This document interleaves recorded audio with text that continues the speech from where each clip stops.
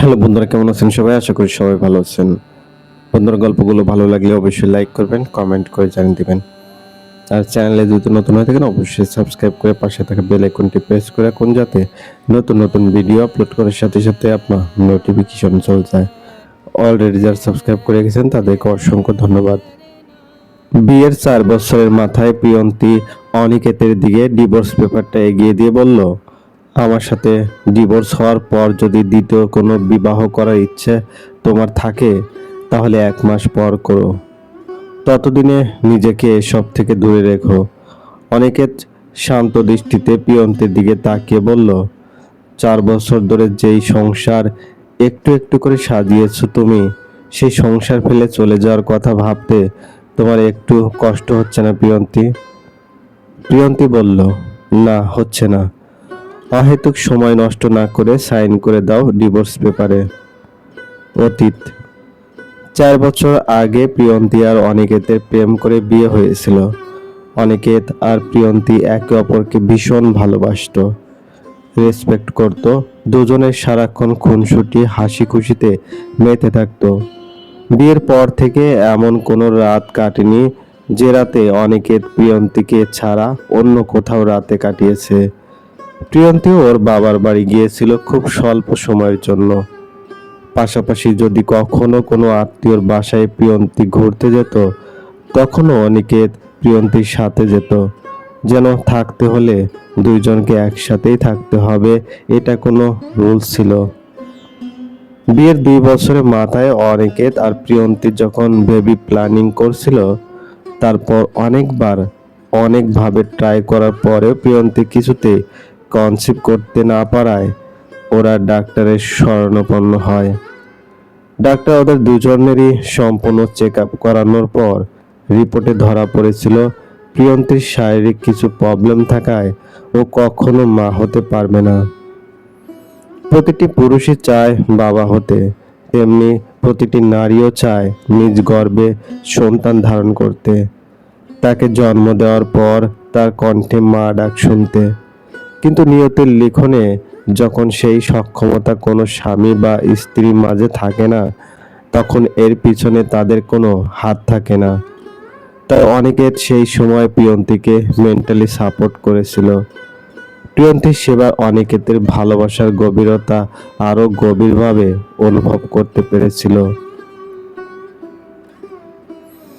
কারণ খারাপ সময় যে আপনার পাশে থাকবে, আপনাকে ভালোবাসবে, সে আপনার প্রকৃত ভালোবাসা পাওয়ার যোগ্য। প্রিয়ন্তীকে দিন দিন ডিপ্রেশনের মাঝে ডুবে যেতে দেখে অনিকেত সিদ্ধান্ত নিল সে প্রিয়ন্তীর সাথে কথা বলে একটা বাচ্চা দত্তক নেবে। অতঃপর অনিকেত প্রিয়ন্তীকে এ বিষয়ে জানালে প্রথমে সে মানতে রাজি না থাকলেও পরে অনিকেত অনেক বোঝানোর পর রাজি হয়ে যায়। সেদিনই অনিকেত আর প্রিয়ন্তী একটা অনাথ আশ্রম থেকে ফুটফুটে 3 বছরের বাচ্চা মেয়েকে দত্তক নেয়। মেয়েটির নাম অনিকেত আর প্রিয়ন্তী ওদের দুজনের নামের সাথে মিল রেখে অন্তি রাখে। আস্তে আস্তে অন্তি হয়ে ওঠে ওদের দুজনের চোখের মণি। কেটে যায় আরো 1.5 বছর।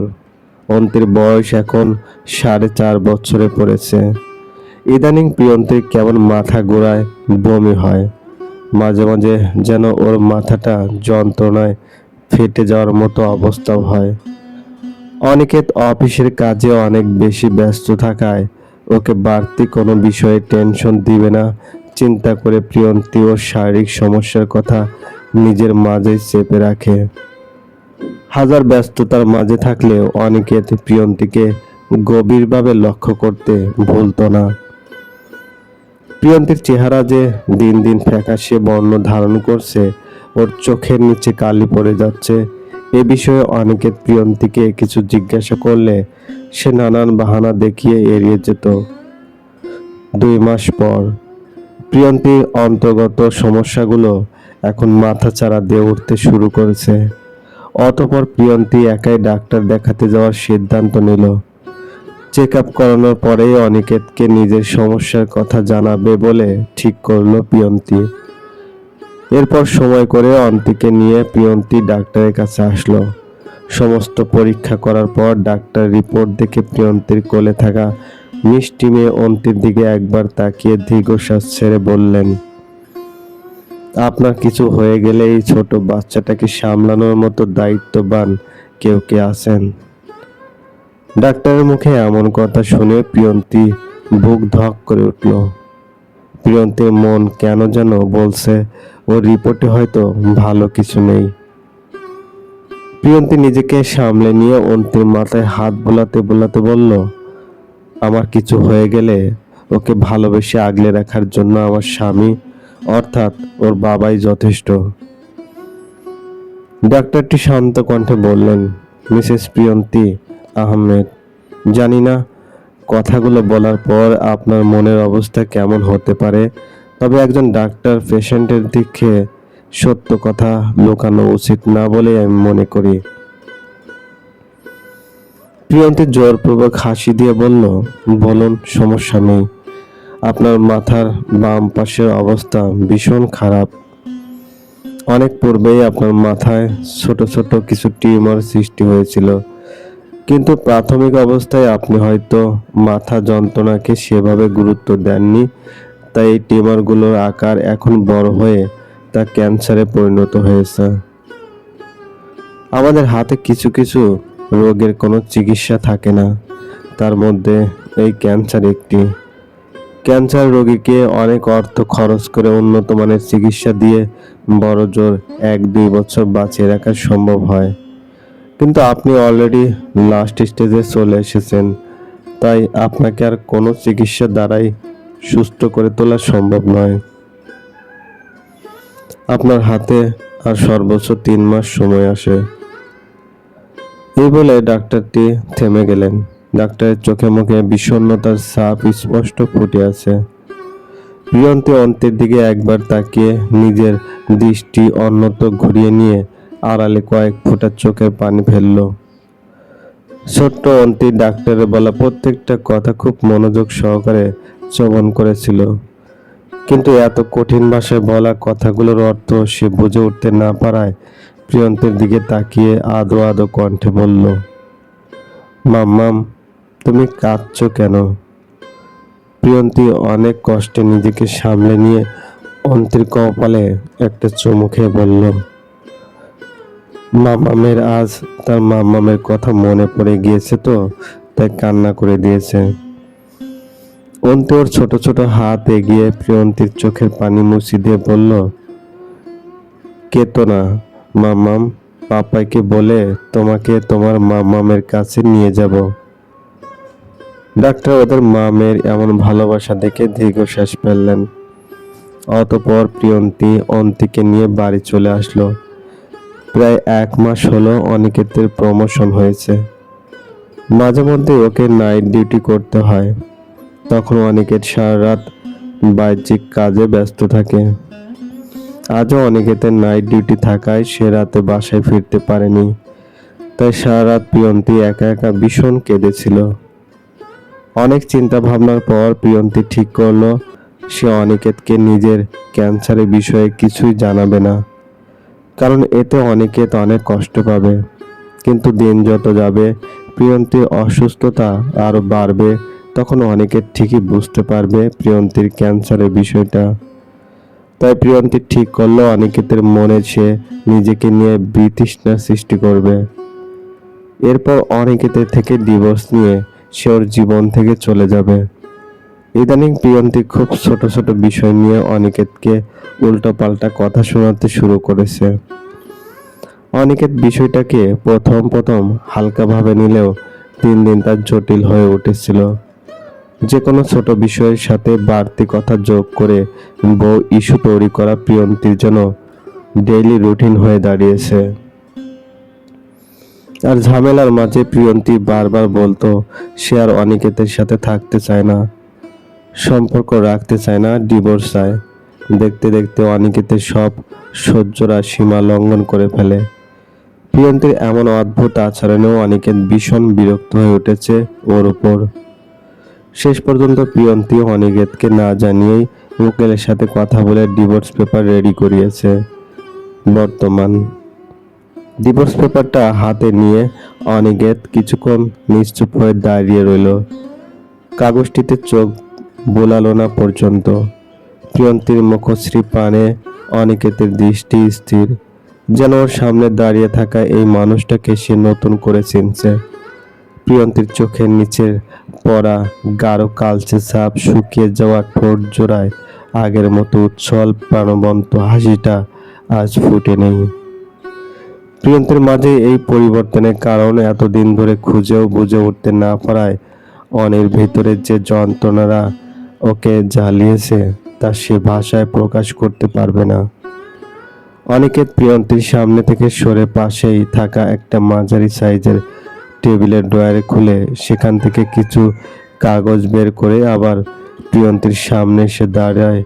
কাগজগুলো ওর দিকে বাড়িয়ে বলল, দেখো তো এইগুলো কি, চিনতে পারো কিনা? বিস্ময়ে প্রিয়ন্তীর চোখ জোড়া বড় হয়ে গিয়েছে। ওর হাত কাঁপতে শুরু করেছে। এই কাগজগুলোই ওর ক্যান্সার রিপোর্ট ও পেইন কিছুটা নিয়ন্ত্রণে রাখার প্রেসক্রিপশন, যেগুলো সে পুরনো অব্যবহৃত আলমারির গোপন ড্রয়ারে লুকিয়ে রেখেছিল এতদিন। প্রিয়ন্তী কাঁপান্বিত কণ্ঠে বলল, এগুলো তুমি কোথায় পেলে? অনিকেত ক্লান্ত ঢোক গিলে ভরাট কণ্ঠে বলল, তুমি হয়তো ভুলে গিয়েছো প্রিয়ন্তী, আমি তোমার স্বামী। 4 বছরে একসাথে থেকেছি তো আমরা। আমার পাশে শুয়ে তুমি কাঁদবে আর আমি তা টের পাবো না। ভিতরে ভিতরে তুমি শেষ হয়ে যাবে, আমি তা বুঝবো না, এমনটা তুমি ভাবলে কি করে? প্রিয়ন্তী আর নিজেকে ধরে রাখতে পারল না। দপ করে সোফায় বসে সে কান্নায় ভেঙে পড়ল। নিজের ওপর থাকা এ কমাসের ভারী মুখোশটা আজ সরেই গেল। প্রিয়ন্তী বলল, আমি চাইনি তুমি কষ্ট পাও অনিকেত। আমি চাইনি অন্তির সামনে তুমি ভেঙে পড়ো। আমি চাইনি আমার জন্য তোমার জীবন থেমে যাক। অনিকেত এগিয়ে এসে প্রিয়ন্তীর সামনে হাঁটু গেড়ে বসে পড়ল। 2 হাতে প্রিয়ন্তীর মুখটা ধরে ওর চোখে চোখ রেখে বলল, কার জন্য কোনটা ভালো হবে এটা ঠিক করার অধিকার তোমায় কে দিয়েছে? নিজের শেষ সময়ে আমাকে দূরে ঠেলে দিতে চেয়েছিলে, একা মরতে চেয়েছিলে। এত নিষ্ঠুর তুমি কি করে হতে পারলে? প্রিয়ন্তী কাঁদতে কাঁদতে বলল, আমি শক্ত হতে চেয়েছিলাম। আমি ভেবেছিলাম তুমি আমাকে ঘৃণা করলে তোমার কষ্ট কম হবে। অনিকেত হেসে ফেলল। এই হাসি কোনো সুখের হাসি নয়, এই হাসি ছিল হৃদয় ভাঙার যন্ত্রণায় ভরা হাসি। অনিকেত বলল, তুমি জানো প্রিয়, সবকিছুর পর তুমি আমাকে কি দিয়েছ? প্রিয়ন্তী অশ্রু ভেজা চোখে তাকিয়ে আছে অনিকেতের দিকে। অনিকেত দীর্ঘশ্বাস ফেলে বলল, মৃত্যুর থেকে ভয়ঙ্কর শাস্তি। তোমার আচরণ আমায় প্রতি পদে পদে এটা ভাবাতে বাধ্য করেছে তোমায় আমি ভালোবাসতে পারিনি ততটা যতটা ভালোবাসা পাওয়ার যোগ্য তুমি। তোমায় আমি ভালো রাখতে পারিনি, তোমার অযোগ্য আমি। প্রিয়ন্তী এবার অনিকেতের বুকের মধ্যে মুখ গুজে হাউমাউ করে কাঁদতে লাগলো। কত মাস পর যে প্রিয়ন্তী ওর স্বামীকে এভাবে আঁকড়ে ধরে নিজের ভেতরের সব কষ্ট কান্নারূপে নিংড়ে বের করছে তা হয়তো গুণে শেষ করতে পারবে না সে। সেই দিনের পর থেকে অনিকেত নিজের দৈনন্দিন রুটিনে পরিবর্তন এনেছে। ওর অফিস, প্রমোশনে পাওয়া, নাইট ডিউটির দায়িত্ব সব পিছনে ফেলে শুধু প্রিয়ন্তীকে নিয়ে ব্যস্ত হয়ে গিয়েছে অনিকেত। প্রিয়ন্তীর প্রতি বেলার খাবার খাওয়া, ওকে ওষুধ দেওয়া, ওকে গোসল করানো, হুটহাট যেখানে সেখানে বমি করে ফেললে তা পরিষ্কার করা, পাশাপাশি অন্তির সম্পূর্ণ খেয়াল রাখাই অনিকেতের বর্তমান দৈনন্দিন রুটিনে পরিণত হয়েছে। মাঝে মাঝে রাতে যখন প্রিয়ন্তীর মাথা যন্ত্রণায় ছটফট করত, তখন অনিকেত সারা রাত জেগে প্রিয়ন্তীর কষ্ট কমানোর সব রকম চেষ্টা করত। প্রিয়ন্তী ঘুমিয়ে গেলে অনিকেত অন্তিকে নিজের বুকের মাঝে নিয়ে বলতো, মাম্মা একটু অসুস্থ, আমরা দুজন মিলে মাম্মাকে শক্তি দিব, ঠিক আছে? ছোট্ট অন্তি মাথা নেড়ে বলতো, আমিও মাম্মার জন্য দোয়া করব। রাত গভীর হলেও অনিকেত তাহাজ্জুদ নামাজে বসতো, কান্না ভেজা চোখে মোনাজাত করত। হে আল্লাহ, আমার বউয়ের কষ্ট আপনি কমিয়ে দিন, আমার আয়ু আমার বউকে দিন, ওকে আপনি সুস্থ করে দিন, আমাদের এই ছোট্ট সংসারটা এভাবে শেষ করে দিয়েন না। কিন্তু সময় ও বাস্তবতা যে বড্ড নিষ্ঠুর। দিন যত সামনের দিকে এগোতে লাগলো, প্রিয়ন্তী তত দুর্বল হতে শুরু করলো। এখন প্রিয়ন্তীর মাথায় সেই ঘন লম্বা চুলগুলো নেই, নেই চোখে মুখে সেই জৌলুস আকর্ষণ। টুকটাক কথা বলতেও এখন প্রিয়ন্তীর কষ্ট হয়, একা আর হাঁটতেও পারে না। এক রাতে প্রিয়ন্তীও অনিকেতের হাত ধরে বহু কষ্টে বলল, অনিকেত, অন্তিকে কখনো আলাদা করে রেখো না, ও যেন কখনো বুঝতে না পারে আমি ওকে ছেড়ে গিয়েছি। মা ও বাবা উভয়ের ভালোবাসা, যত্ন, শিক্ষা দিয়ে ওকে তুমি মানুষের মতো মানুষ হিসেবে গড়ে তুলবে, কথা দাও। অনিকেত অঝরে চোখের পানি ফেলতে ফেলতে বলল, তুমি কোথাও যাচ্ছ না, তুমি এখানে আছো, থাকবেও। আমি তোমায় কোথাও যেতে দেব না প্রিয়। আমরা একসাথে আমাদের মেয়েকে বড় করব, ও তোমার থেকেই মায়ের ভালোবাসা, যত্ন, শিক্ষা পাবে। শেষ রাতে প্রিয়ন্তী পুরোপুরি শান্ত হয়ে গিয়েছিল। অন্তিকে বুকে নিয়েই ঘুমিয়ে পড়েছিল প্রিয়ন্তী।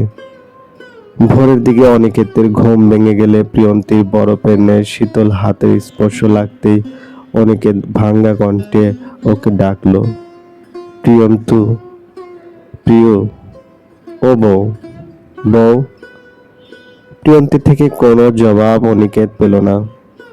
মুহূর্তে অনিকেতের হাহাকার, পুরো ঘরটা যেন কেঁপে উঠল। অনিকেত চিৎকার করে কাঁদছে। অন্তি ঘুম ভেঙে যায়। শোয়া থেকে উঠে অন্তি অনিকেতকে আদো আদো কণ্ঠে বলল, মাম্মাম ঘুমাচ্ছে তো পাপাই, তুমি কান্না করছো কেন? কেতো না পাপাই। অনিকেত এবার অন্তিকে নিজের বুকের মাঝে জড়িয়ে ধরে কাঁদতে লাগলো। প্রিয়ন্তী চলে গেল ঠিকই, কিন্তু অনিকেত অন্তির জন্য রেখে গেল এক আকাশ শূন্যতা। অন্তি আর কখনো মাম্মাম বলে কাউকে ডাকতে পারবে না। 1 বছর পর অন্তি এখন স্কুলে যাওয়া শুরু করেছে। অনিকেতই অন্তিকে রোজ অফিসে যাওয়ার সময় স্কুলে দিয়ে আসে, আবার কাজের ফাঁকেই অন্তির স্কুল ছুটি হলে ওকে বাসায় নিয়ে আসে। রান্নার কাজ, ঘর গোছানো, পরিষ্কার করার জন্য অনিকেত একজন 45 বছর বয়সী কাজের মহিলা রেখেছে। আজও অনিকেত অন্তিকে স্কুল থেকে আনতে গিয়েছিল। অন্তির এক হাত নিজের হাতের মুঠোয় ধরে অনিকেত আকাশের দিকে তাকিয়ে ধীর স্বরে বলল, তুমি আজও আমাদের সাথে আছো প্রিয়। যেমন কিছু মানুষ মরে গিয়েও চলে যেতে পারে না, তারা রয়ে যায় আমাদের প্রতিটি শ্বাসের সাথে মিশে, তেমনি ভাবে তুমি আছো আমাদের সাথে। অন্তি হাঁটতে হাঁটতে বলল, পাপাই, আজ মাম্মার জন্য দোয়া করব আমরা। অনিকেত মাথা নেড়ে বলল, শুধু আজই না মা, কাল ও সারা জীবন ধরে আমরা দোয়া করব তোমার মাম্মামের জন্য। সমাপ্তি। গল্প শেষ বেলায় হারিয়ে যাওয়ায় তুমি। কলমে মাইশা জান্নাত নূরা। গল্পটি কেমন লাগলো অবশ্যই কমেন্ট করে জানিয়ে দেবেন।